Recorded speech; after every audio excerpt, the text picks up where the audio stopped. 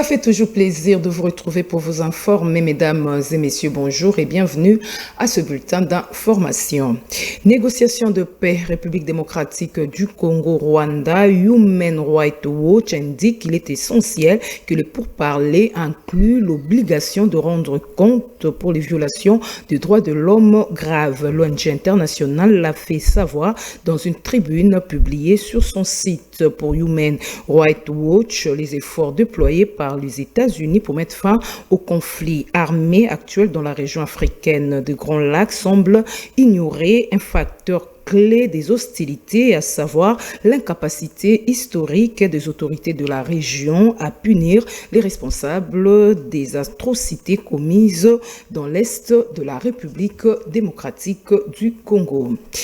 Encore en négociation entre la RDC et les États-Unis, les gouvernements américains seraient disposés à investir 500 milliards de dollars dans l'exploitation minière en République démocratique du Congo, et ce en échange de la paix et sécurité dans l'Est du pays. Le professeur Patrick Onoa, qui fait ces révélations, indique que la République démocratique du Congo devrait tirer profit de ces accords.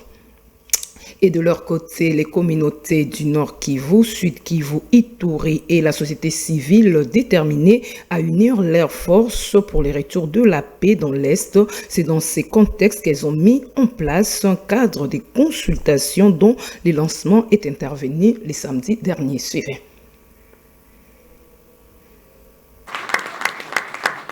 Ces communautés du Nord Kivu, Sud Kivu, Ituri et la société civile se sont unies comme un seul homme dans le but de lever leur voix dans la recherche de la paix dans ces provinces de l'Est de la RDC, d'où le lancement du cadre de consultation de ces communautés où plusieurs natifs de ces provinces ont pris part. Les communautés ethniques des provinces martyres du Nord Kivu, du Sud Kivu et de l'Ituri, à cause de l'insécurité récurrente, ont décidé aujourd'hui de montrer à la face de la nation congolaise et du monde entier qu'elles adoptent un narratif autre, à se consulter régulièrement afin de faire face à ces situations malheureuses qu'elles traversent et ainsi contribuer efficacement ensemble à la paix durable et au développement total de leurs provinces respectives.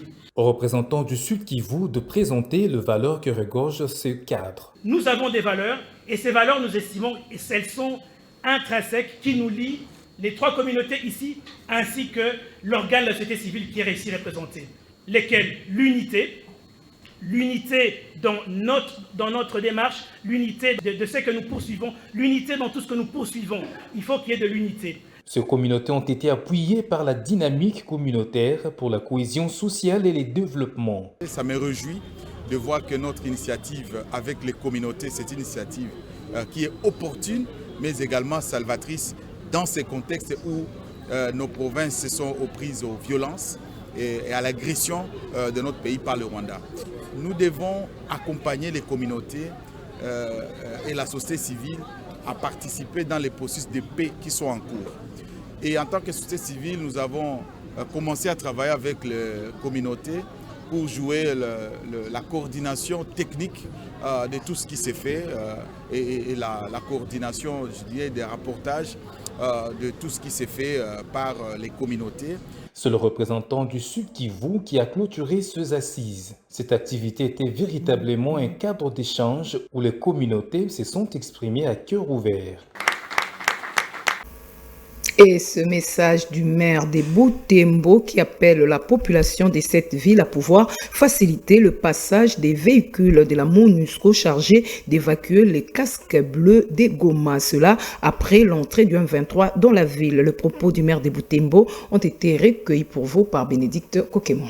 Moi, commissaire supérieur principal Moabae Kiteli Roger, maire de la ville de Butembo, demande à toute la population de la ville de laisser libre passage aux véhicules de CICR et de la MONUSCO venus à la rescousse de nos compatriotes, sachant qu'ils ont facilité leur déplacement de Goma à Lubero.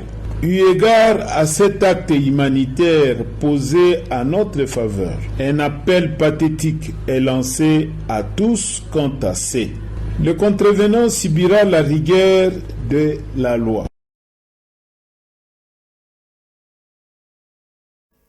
Dans l'actualité également, ces bilans macabres, mais encore provisoires, des dégâts causés par les pluies torrentielles des jeudi et vendredi sur le village Kassaba. Nous sommes dans la province du Sud Kivu, 110 corps déjà repêchés, plus de 40 blessés, 850 personnes sans abri et 150 maisons écroulées. Chiffres publiés par l'administrateur du territoire des Fizi, Sami Badi Banga. Terminons avec le Conseil des ministres, 8 mois après la signature du partenariat avec l'AC Milan, toujours sans impact visible. Le gouvernement congolais change de cap. Désormais, c'est avec l'AS Monaco que des négociations sont engagées pour porter haut la campagne Visite Congo et attirer le regard du monde sur la destination RD congolaise. Suivez. Le ministre des Sports et Loisirs a fait le point du projet du partenariat stratégique entre la République démocratique du Congo et l'AS Monaco pour la visibilité et le développement du football. Il a souligné que ce club a une histoire dans le football mondial et un lien particulier avec notre pays. Nombreux sont ces joueurs d'origine congolaise qui y ont joué ou effectué leurs premiers pas, à l'instar de Chris Chabani Nonda, Dieu merci Mbokani, Marcel Tisserand ou encore Benoît Badiachile.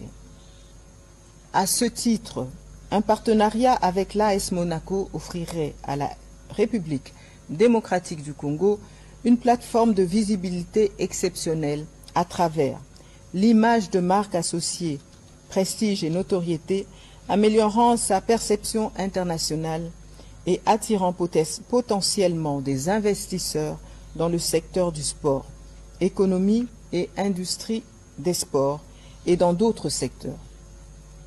Des initiatives de communication conjointes au travers des campagnes promotionnelles mettant en avant la culture, le tourisme et le potentiel du pays touchant un public international diversifié.